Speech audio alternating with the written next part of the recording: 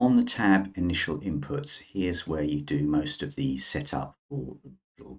So you put in your age as at the 5th of April. This model works on tax years rather than calendar years. You do the age when you're likely to receive a SIP, age for the state pension, the number of years of national contributions for state pension that you've made. It'll then calculate what your state pension should be. You can put in amounts for defined benefit pensions in terms of the age you're going to receive and the annual amounts. And then if you've got second, third or fourth defined benefit pensions, you can put them in here. If you get a lump sum from any pensions, you can put that in as well. You put in your employment income after tax and after any pension contributions. If you're making contributions to a SIP, you put those in this cell here, and that's the total contribution. So it's what you put in, what your employer puts in, if there's any tax returns. So this will come from your annual statement, and then the employment after tax should come from P60. If you have any annual ISA contributions, you put those in here. If you've got a mortgage, you put it in over here. Value of your house, value of your current SIPs or defined contribution pensions, values of any stocks and shares ISAs, values of any general investment accounts, things like cash ISAs, premium bonds, put that here. This cell is for an emergency savings and tax buffer. So generally people would have some money here, and the way it works is that when you take money from a pension, it's deemed that you're taking it after tax, and then any tax charged goes against this emergency buffer. So you will need an amount in this cell. Here we've got different types of inflation. I suggest you just leave it as is for now, but we're running off of 3%.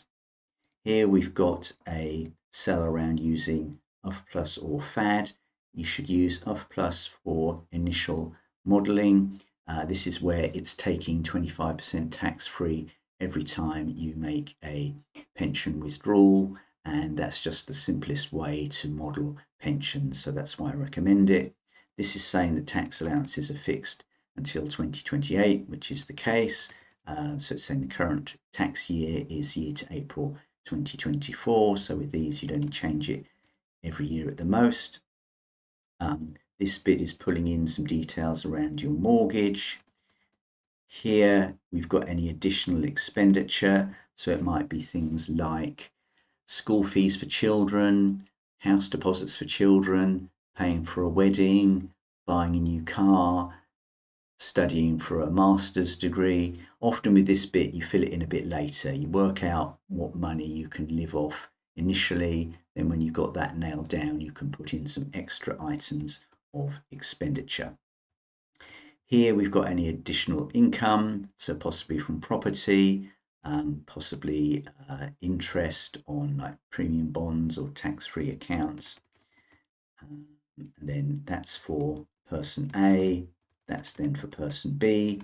If you want to work part-time, you just type in minus 50%, and then in 2026, this person is now working part-time.